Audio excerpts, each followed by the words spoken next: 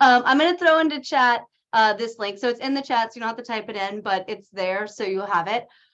This link will take you to a shared Google Doc. Sometimes when I go to professional learning, I have sort of an expectation for what I'm going to learn. And when it doesn't hit that mark, I'm always a little disappointed. So this was sort of my hope that if there's something you wanted to learn about, we can put it in here. Obviously, I have an hour and it's all pretty scripted. I'm somehow going to make it through, I think, like 30 slides, including some demos in an hour.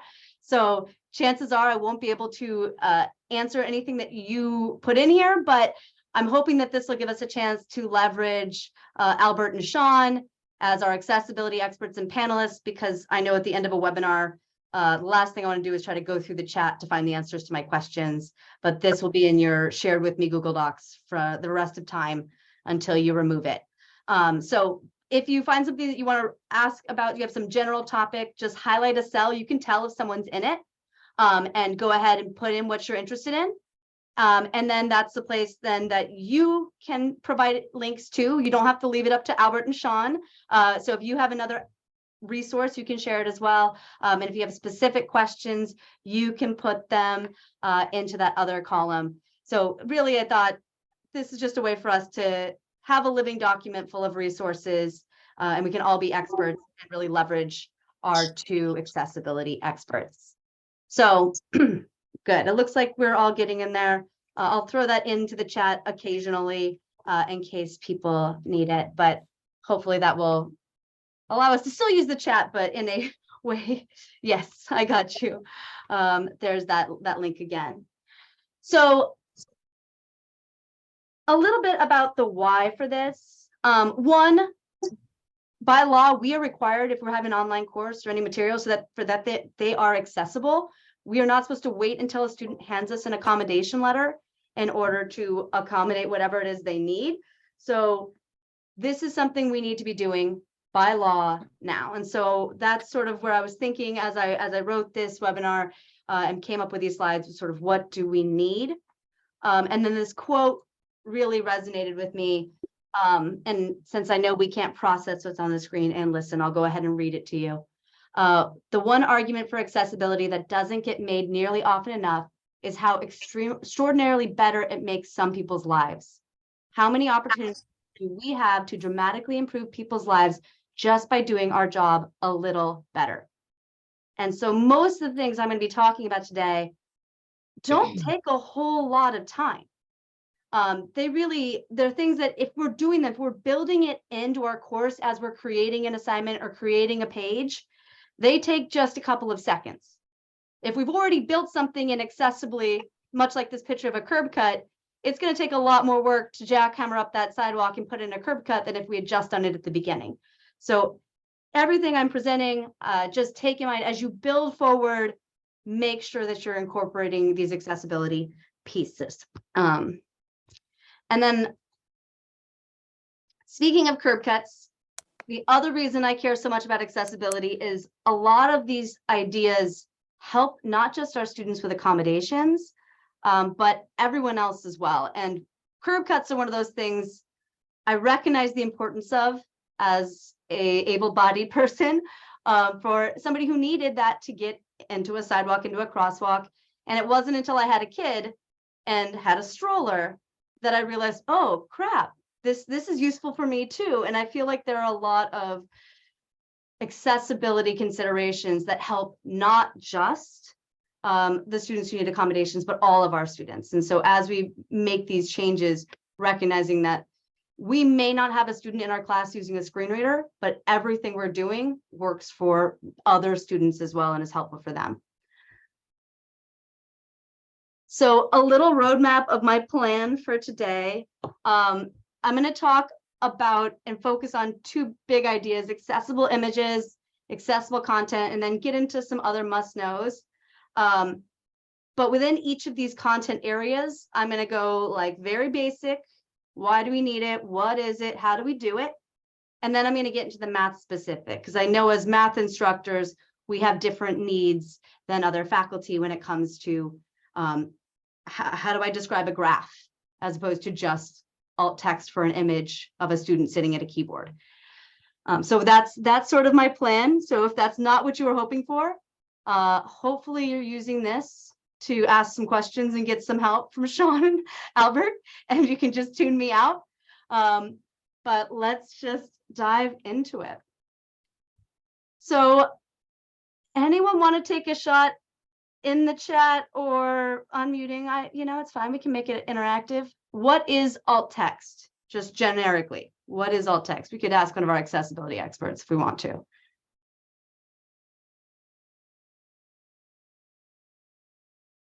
Looks like Don raised his hand. Don raised his hand. Shelby's got it in the chat. Don, you want to unmute? Oh, sorry. I thought you wanted someone to raise their hand. Should I just put in chat then? Why don't you say it? Because we got some in the chat, but. So it's just an alternative way to describe a graph picture that you may have,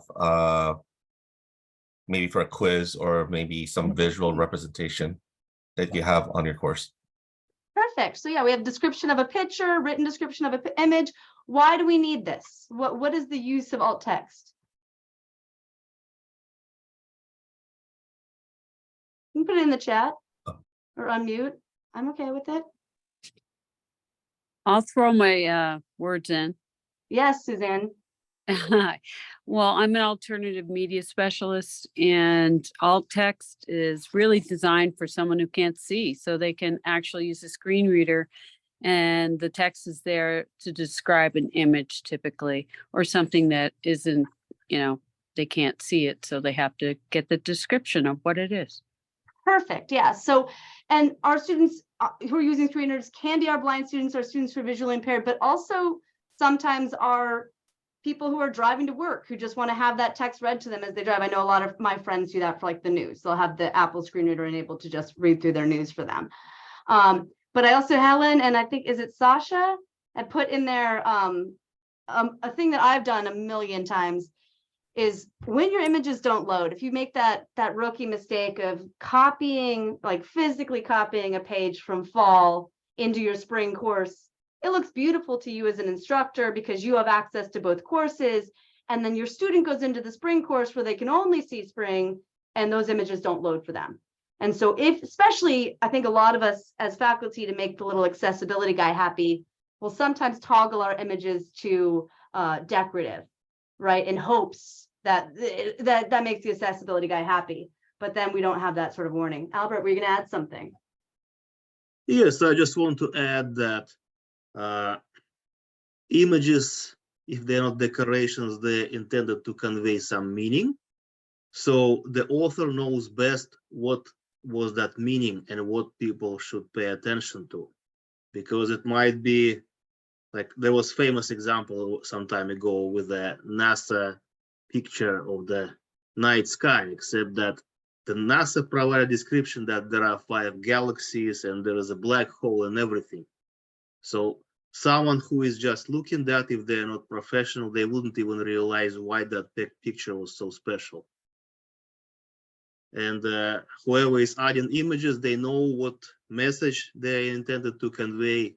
Basically, it's already in their mind. It doesn't take long to write that in plain text. Yeah, so Albert's bringing up that idea too of that baking in your accessibility. Canvas is really great. When you add an image, it immediately prompts you for alt text. It's not like a lot of other programs where you add the image and you have to right click and think about and remember to add alt text to each of the things. It asks you, what is it that you're putting here and kind of a why? And you know that as the author. I really did love that note about images that don't load. This can be a really big problem because even if it's not you making that rookie mistake of the copying, sometimes students will have browser issues or cookies and cache issues where the images don't load for them. And if it's on a quiz, well, and you needed that graph for them to understand, I've sometimes just done a password for my quiz where the password is in an image. So that way students have to be able to see images before they can even get into the quiz. Although if I put that as the alt text, right, that would kind of defeat the purpose. But you can see as that can be a thing. And so I'm going to get to both Bradford and Elaine's notes here too. But before we do, let's take a moment and write alt text. So just type into the chat what your alt text would be for this image that I had grabbed from Disabled in Here, which is a great free open source album of art and photos. So take a moment, write it in. You don't have to press enter yet. I'll do the Zoom, like, the chat waterfalls so that you don't have to feel put on the spot by putting your thoughts out there, but do it. I'm going to take my best stab at it too, so you won't be alone. And so I can time this, because otherwise I'm very bad at pausing.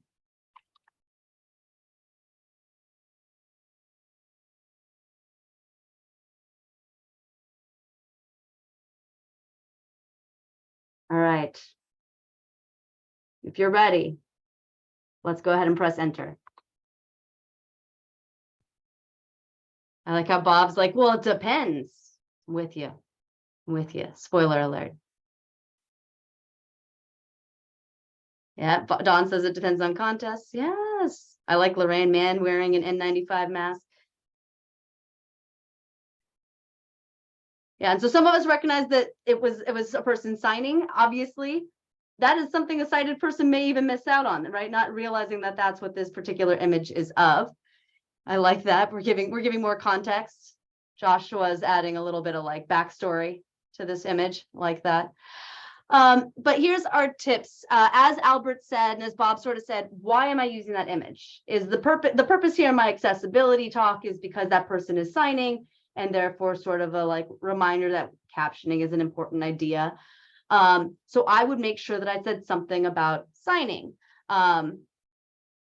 Obviously, if you've written this in the context of a bunch of other content in your course, there's no reason to duplicate that information. If you're talking about a person signing, you don't need to rewrite that. Make sure it's descriptive. This is where, who was it who mentioned it? Elaine, was it that? I've screwed myself with the waterfall. I'll never know who said it.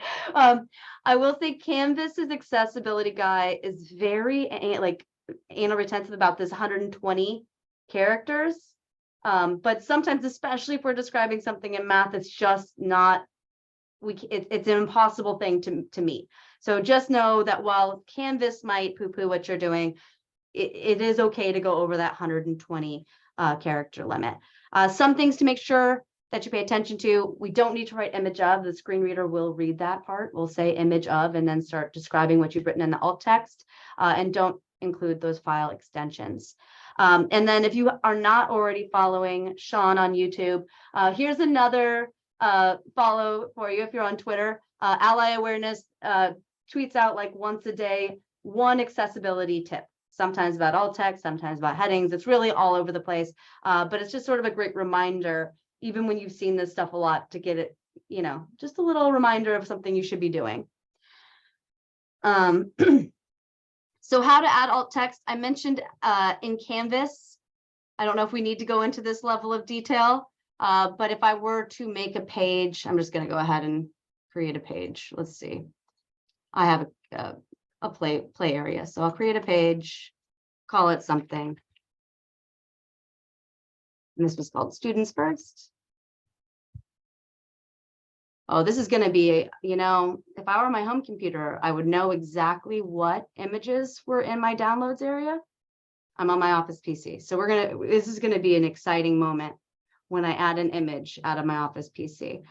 So that, like I said, Canvas images, when you upload something, this is probably something great off of Unsplash. Look, beautiful. It automatically asks you for the alt text. So this is adding maybe 2 seconds of your time to say a sunset over Foggy Hills. I don't know why I would add this to my course, but sure. And then, as Albert noted, if this is truly decorative, it's not really adding, like, to me, it's adding something to my course. I'd like to know if it didn't load for students. So I would probably still describe this and not call it decorative. And then, yes, I will. But then it's in there in my alt text. If you haven't done it at the beginning, if you've already built content, you can just click on the image options and it gives you an area for alt text. And then, of course, if you're in an actual like Google Doc or something, you just right click and you can add your whatever you do in a Mac. It's been a long time. I'm sure Albert or Sean can help us with a Mac, what the right click version is. But yes, so the flags you for over 120 characters, but definitely feel free if you have to, right? If it's necessary to describe it, to go higher. Okay, so I gave you an easy one. Now I have a more challenging one, a mathier one. Let's do an alt text for this display from Slow Reveal Graphs, which is one of my favorite resources for statistics. So take a moment.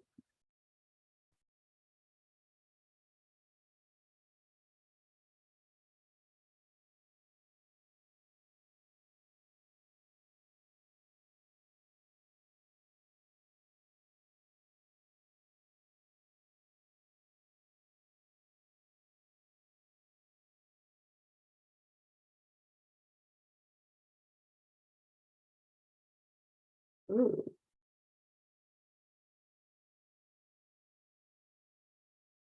I've already written this alt text once. All right, so if you have something, obviously it takes a little longer for us to get there. But yeah, go ahead.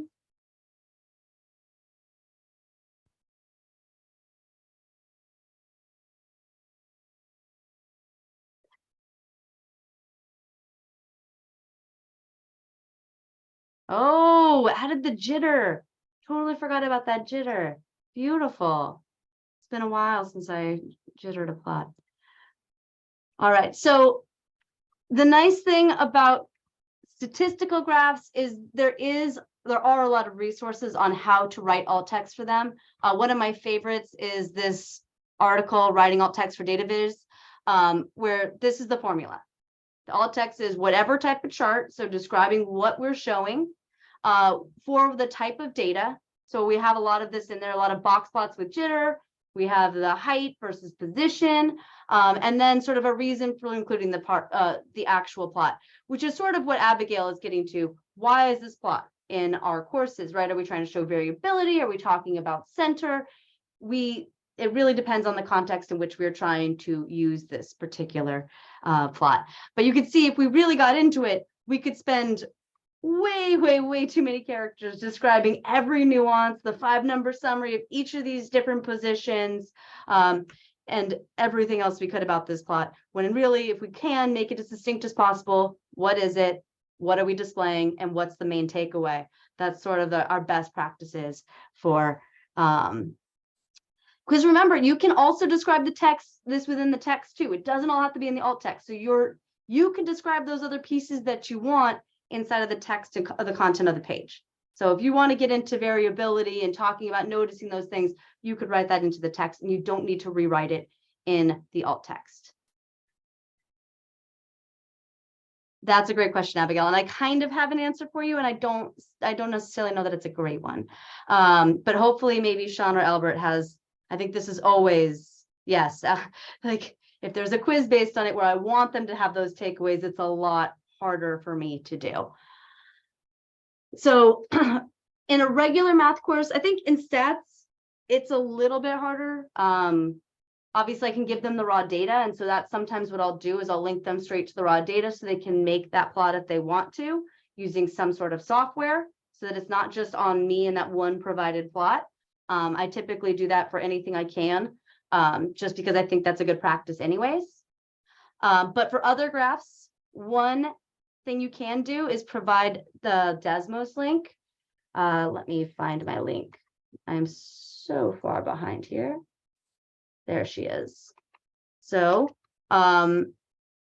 if you want students to look at a particular graph and you provide them the link, they can then, once they see this graph, they can go in and they can actually get into all the accessibility pieces to Desmos. So they can to the graph. If you've never seen that before, it's actually a fun thing you could have students play around with in terms of like what are the different changes that are happening in terms of the tone. It'll actually make sounds when it hits different intercepts. This was something, who was it? Rob Eby did a lot of talks for Amatic about using the Desmos play sounds feature in his classes, but they also have a screen reader options as well.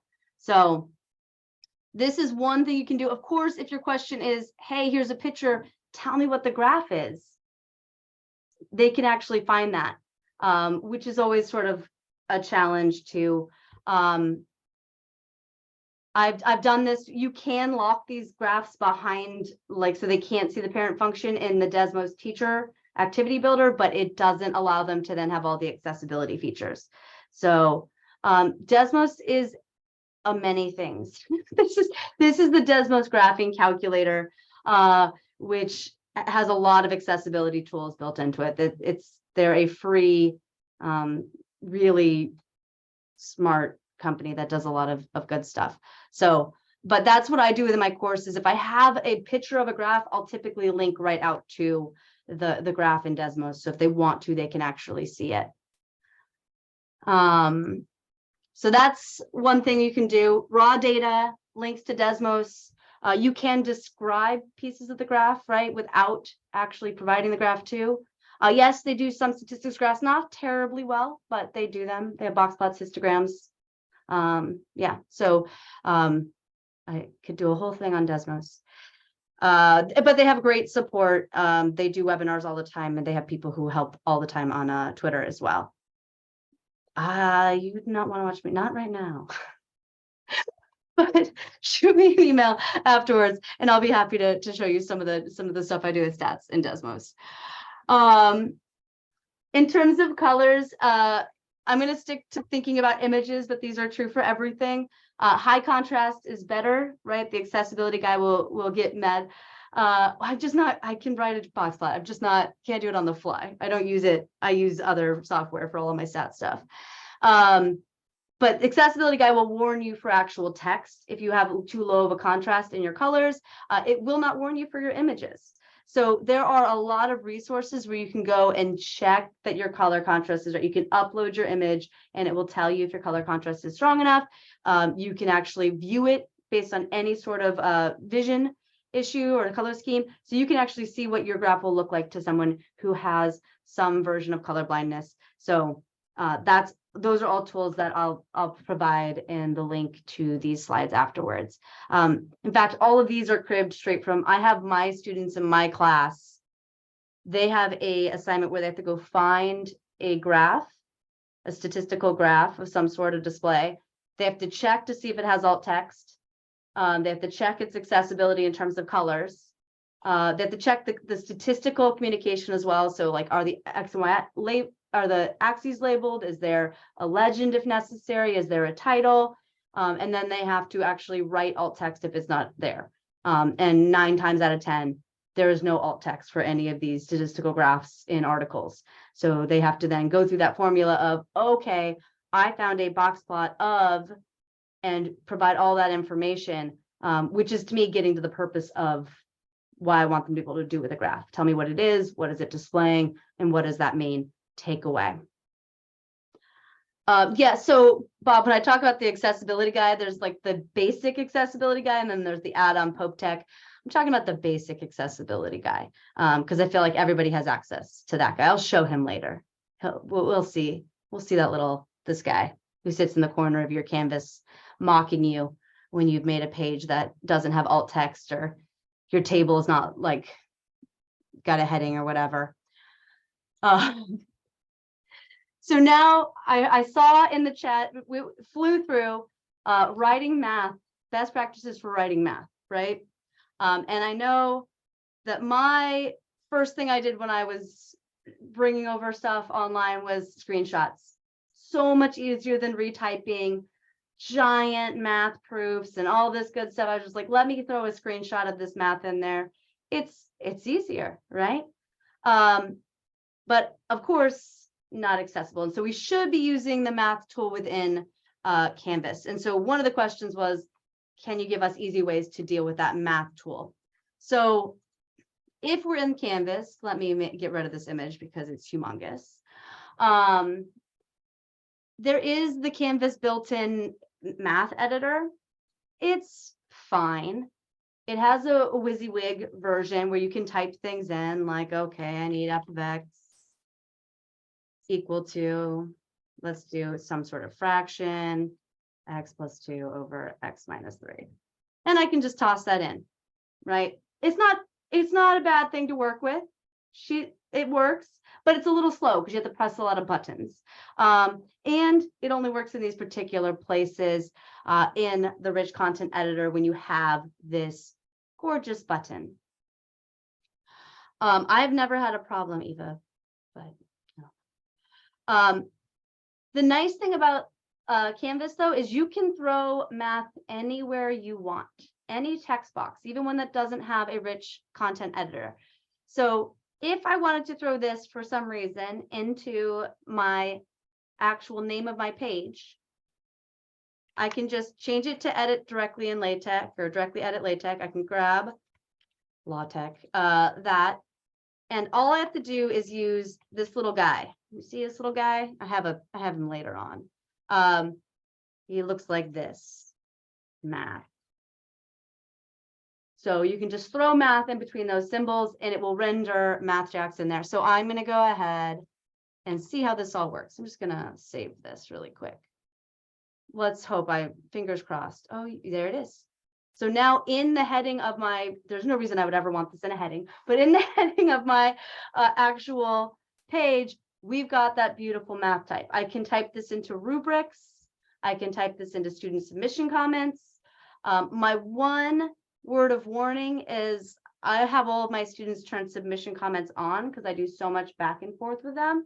And this will not render in their email. So if they have the submission comments sent to their email, they're just going to see a bunch of math gobbledygook that reads fine by a screen reader, but does not read fine for them looking at the LaTeX. So I try to use it mostly in places that students are only going to be seeing within Canvas. And I had one open on my computer at home, but like,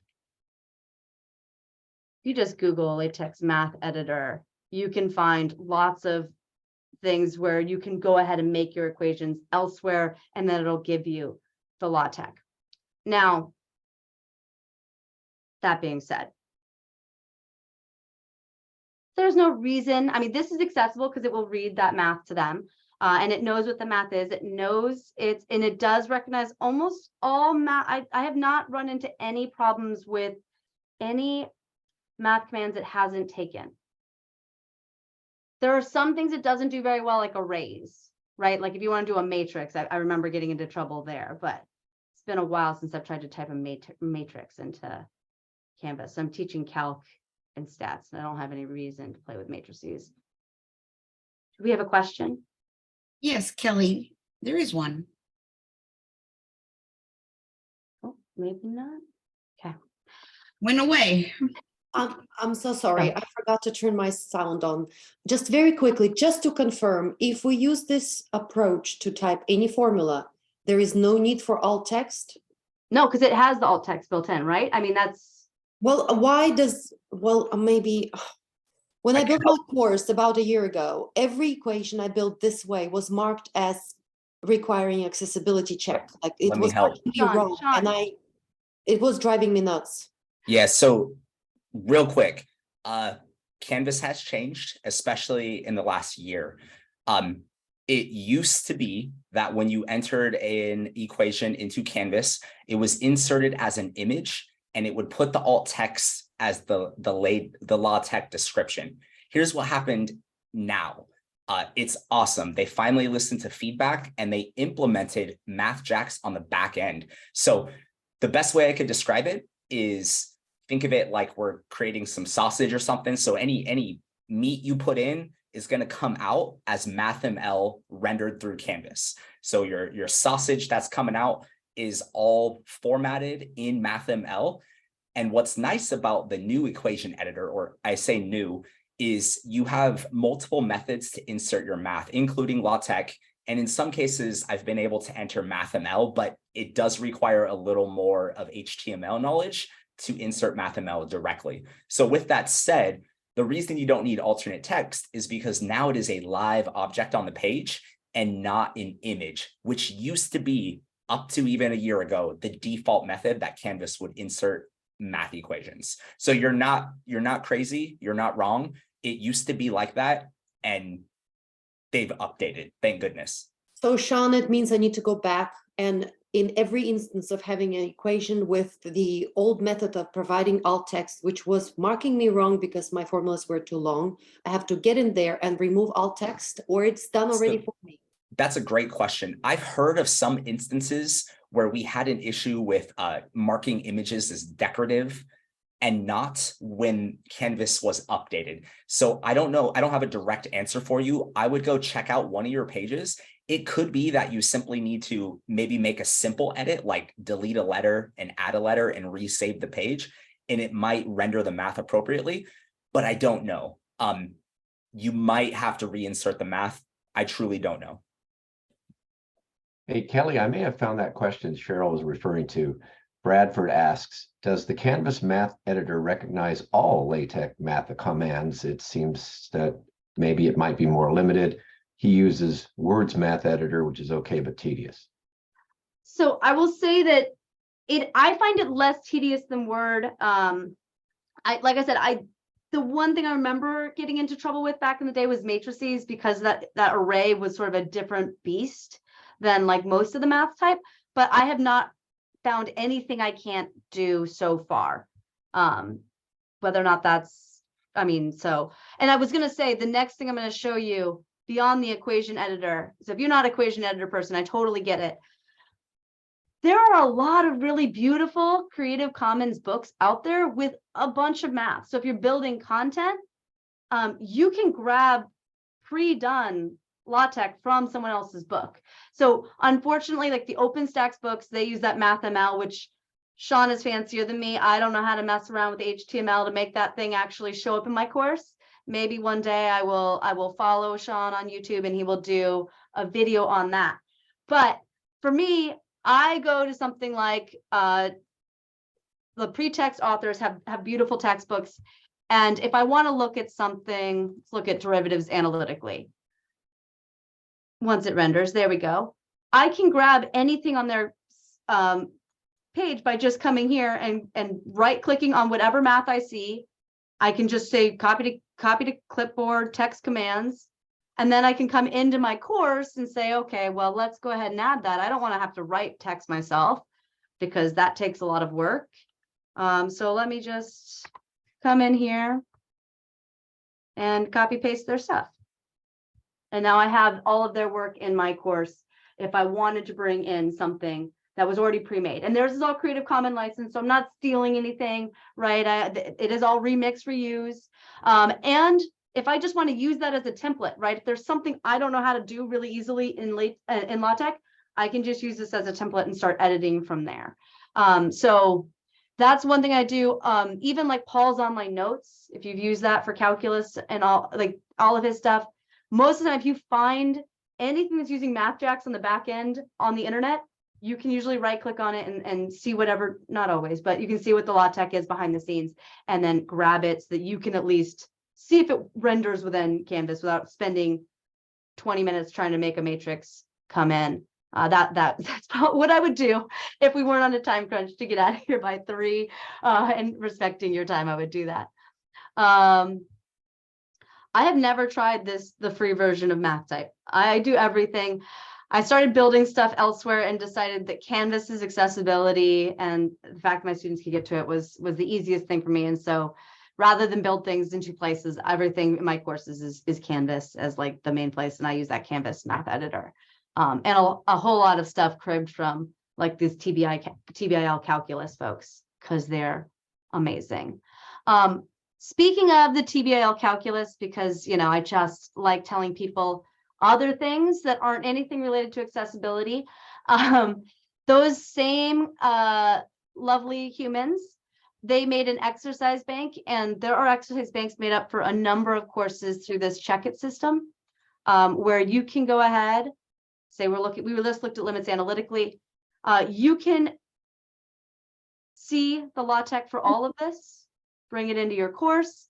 You can even create assessments based on this, which you can export as a PDF, and you can actually export to your LMS. So I know this is like another OER Creative Commons license thing, but if you wanted to, you can bring in a question bank with 999 different limits questions for your students to look at. All of them rendered in MathJack, so they'll all be accessible for students to work with, and you don't have to worry about writing 999 versions of those analytical limits questions. So I have not tried it, but based on Sean's feedback, I feel like it must. Wait, what question are you answering? The one you just answered, the sort of a screen reader in Oh. LaTeX reads. Yeah, so it reads like the code part of the LaTeX. So you do have to have like an understanding of that.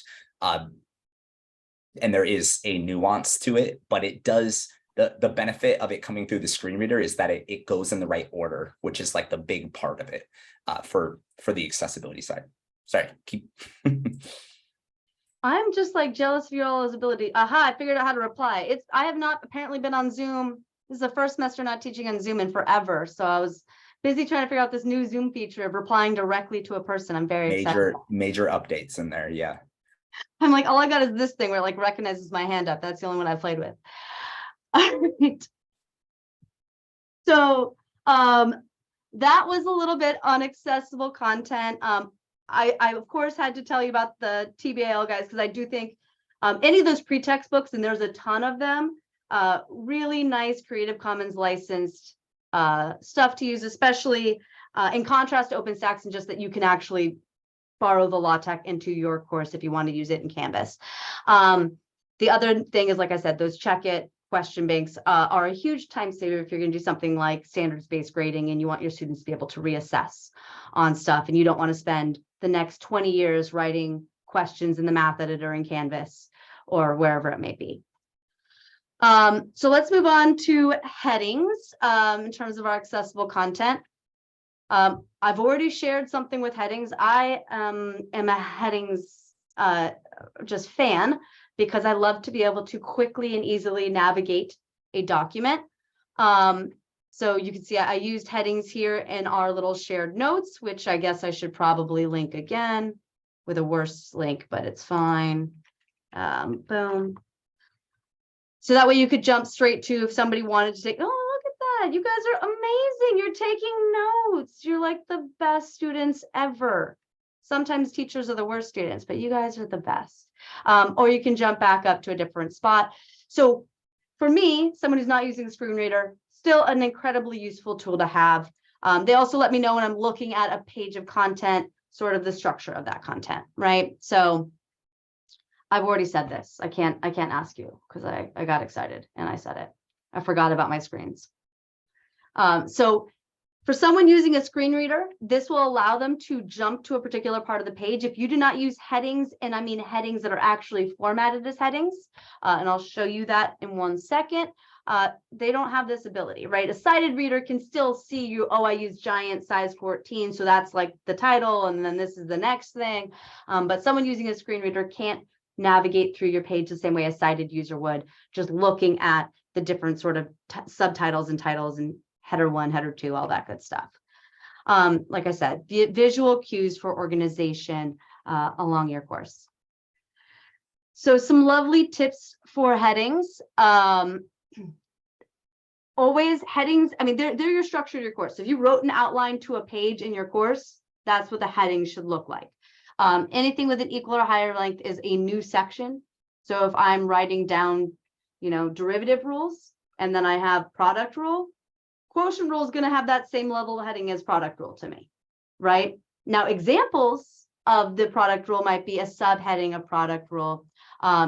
Lower ranks are then subsections, and we shouldn't skip heading levels. So if I were going to build something like this, I might start with derivative rules.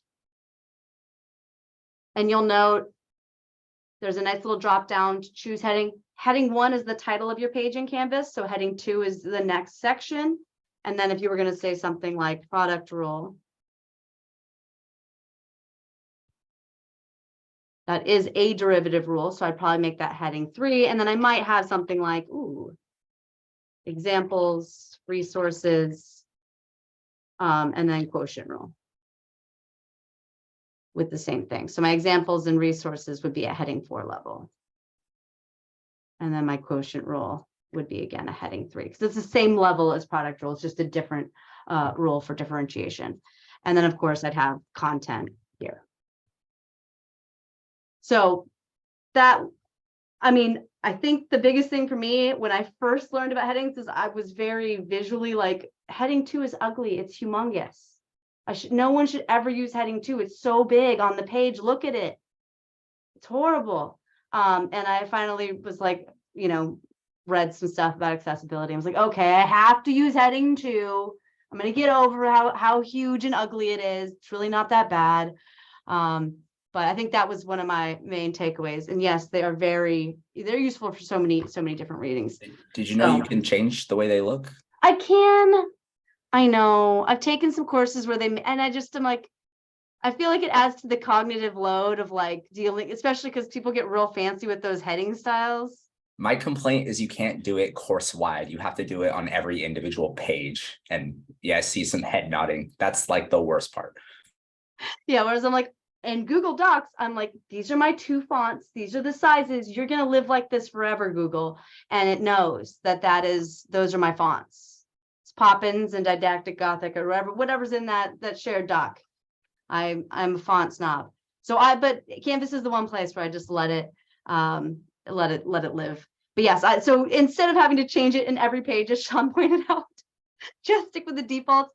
The other thing I get in trouble with when I change things in Canvas is the dark mode. If you ever opened up your Canvas page in a dark mode and you've brought over text from somewhere else, like you'll have text that doesn't show up at all because it is black text with no background and then it's black on black.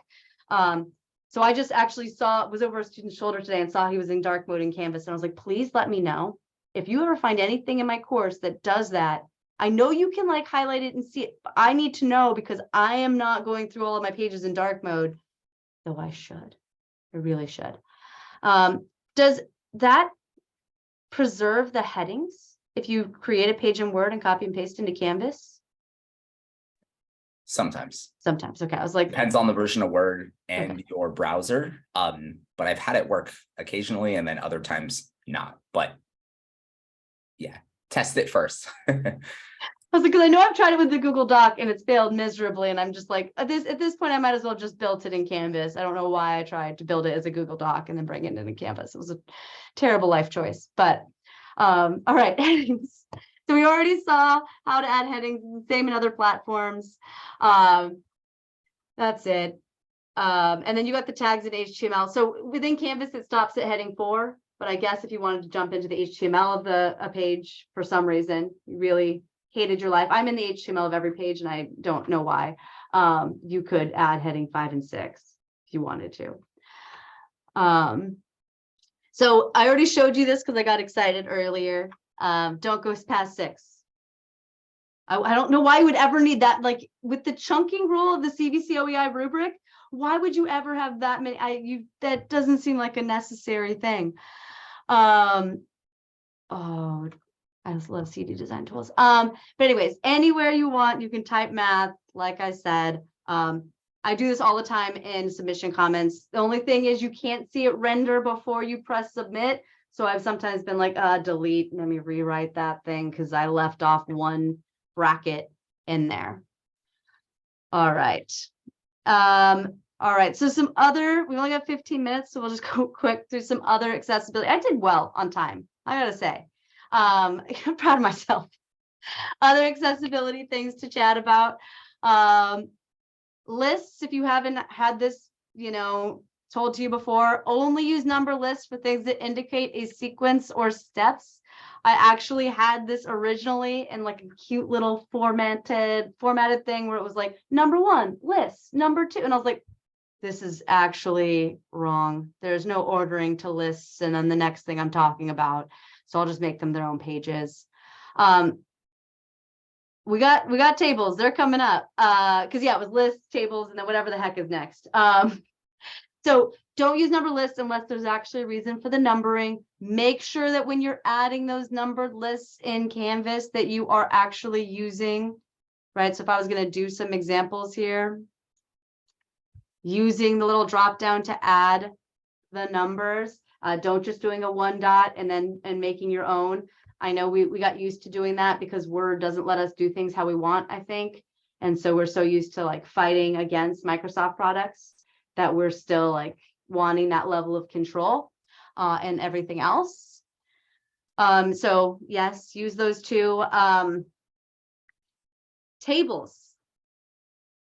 At the beginning of the whole remote teaching, there was a whole lot of cutesy buttons inside of tables and Canvas homepages. Tables should not be used for any sort of layout. If you want an image off to the right of the page, you should not be using a table. You should be dumping into your HTML and dealing with a style equals float : right, which I wish Canvas would just know. All of my images should be over there. I don't need them in the line of the text. But know that if you are doing that, that is not a good practice. So maybe reach out to me or somebody else if you have a instructional designer, IT person at your college to help you float your images. But the nice thing is to actually make a table accessible, I don't even know how to do that within Canvas's tool until the accessibility guy helps me. I'm very bad at it. Like the accessibility guy asked me like, what is this of? And I answer all those questions and adds the cute little top of the table. And so like, here, I'll go ahead and make one. Maybe I have a table here for some reason. Maybe this is like functions and their derivatives. And I have popped in here some things like f of x is equal to sine of x. And then over here, I'm going to use the prime notation because I don't want to deal with fractions right now, y'all. Sorry. Cosine of x. This will get me another slide already too. So I've got a function, I've got the derivative. You see, I have made the accessibility man angry. This is not the Pope Tech accessibility guide. That thing is even better at the bottom, but I don't know that everybody has it. So we'll stick with the accessibility dude. He's like, hey, do you have a caption? I'm like, oh. Derivatives. No. Okay, I got a caption. Oh, did you have a header? Well, I guess the functions and the derivatives are really my header. So there's a header row. Fixes that. And now I've made accessibility guy happy. He no longer has the little angry numbers to tell me I have screwed up something. And I have a little heading on my table and it has told them that these are these two headers within there. So that's Sean, if there's a better way for me to get there, I don't know how to do it. I got the accessibility dude. Honestly, that's the fastest method. Okay, good. You can do it manually, and you used to have to do it manually. Cheryl, I know you remember that.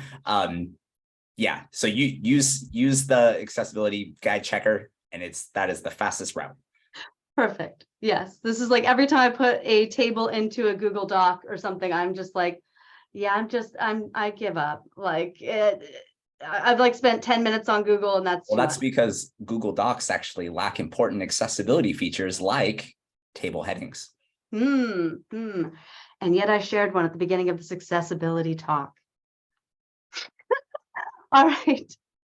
So yes, this is there you go. Thank you, Sean, for all those other pieces of information related to tables. I will throw those all in. I'll have to save this chat. I regret my life choices, but it's okay.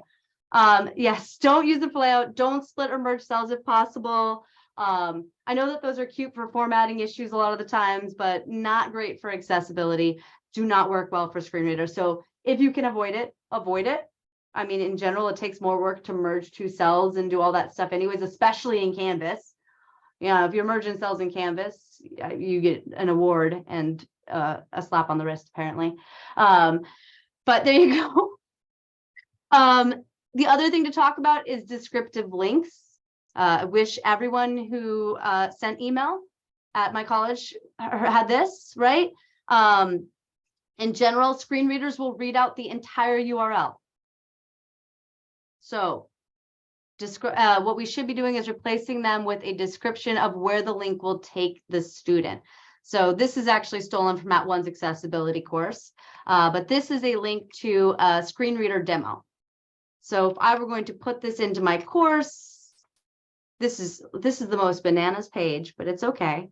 I might have something like, and here's a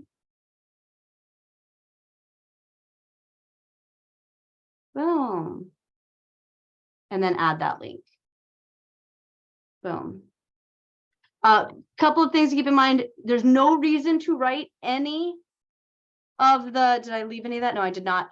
To write any of the like, click here to see, view a whatever. The way these will come up for someone who's using a screen reader is based on their title. So you want them to be just descriptive. If you want to say view a video of, then put screen reader demo only in your link. So if this was my sentence here, click here to learn about alt text for data viz, I would have alt text for data viz highlighted, and that's what the link would be. I was going to edit them, but I did not. I do not want to go in there. I can't not mention that we need to caption videos. So to caption videos, that this is really dependent on what you're using as a tool. The one thing I will note is Canvas's very lovely ability to give video feedback within the submission comments does not have any way, right? Canvas's built-in video stuff does not have any way to caption it. So I will avoid those. We have Canvas Studio at our campus, so a lot of people use that. Cheryl, were you going to chime in about those Canvas videos? Nope, I was just toggling. Okay, sorry.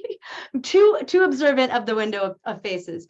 But I try to avoid the built-in Canvas video like button. Anywhere where it says you can like start recording a video, a screen, I do not do it because they're not going to be captioned.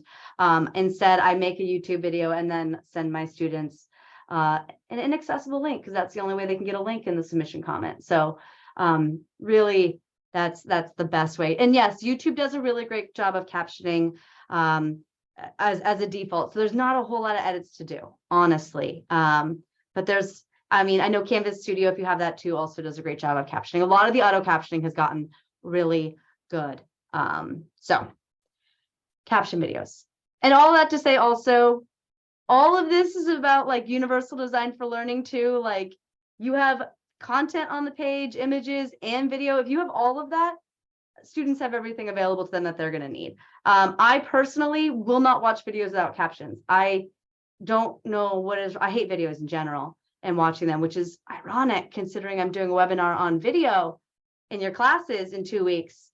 But I don't like watching them as a student. I don't. They're too slow for me. So I like captions because I can kind of scroll through and read. And I don't have to have my headset in. Like I don't have earbuds in all the time. I have a 4-year-old, so the opportunity for me to put in headset and like listen to something intently is just not there. But I can usually like put it on and watch the subtitles.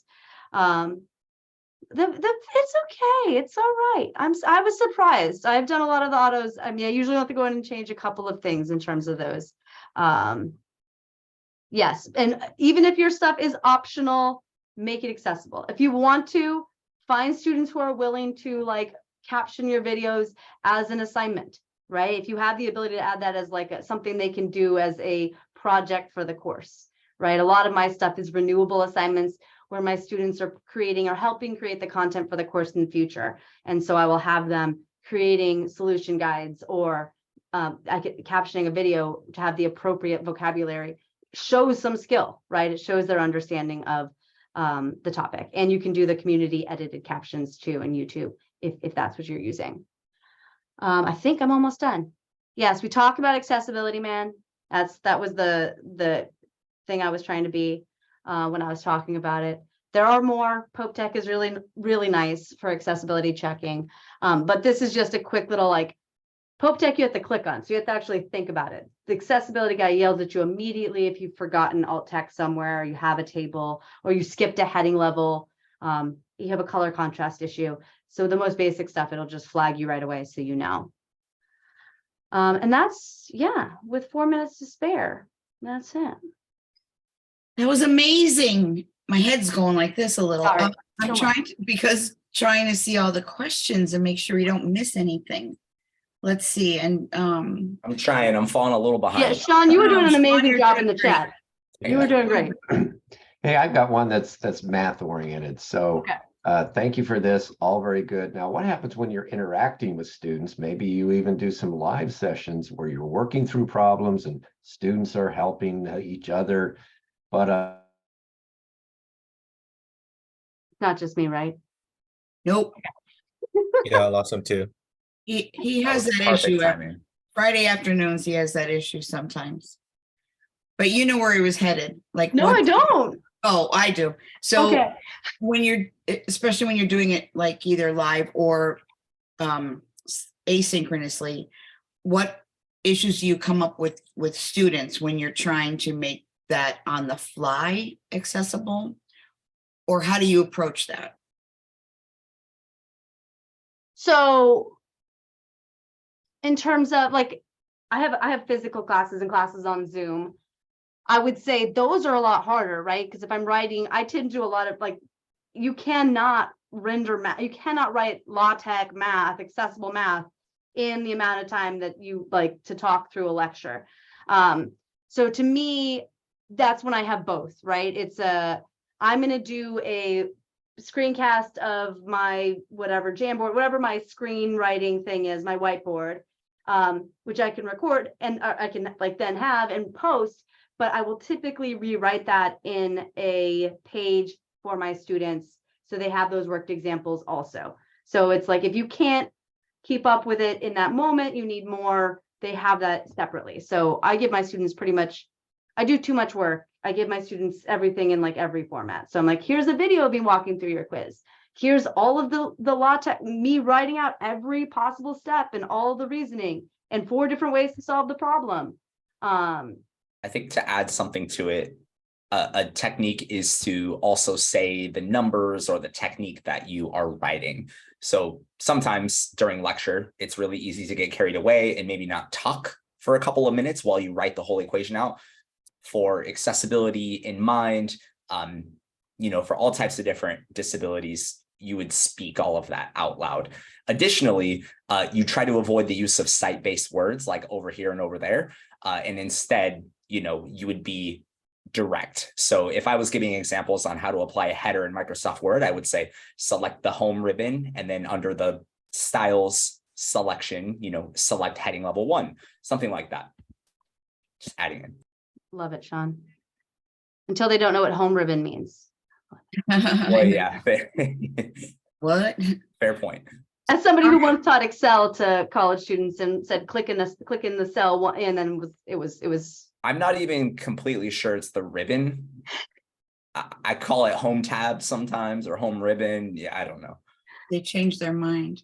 All right, so we have 1 minute left. We have Canvas Studio does a job of, yes, most of the tools, as Kelly said, are getting much better at captioning, and then the corrections are a lot less.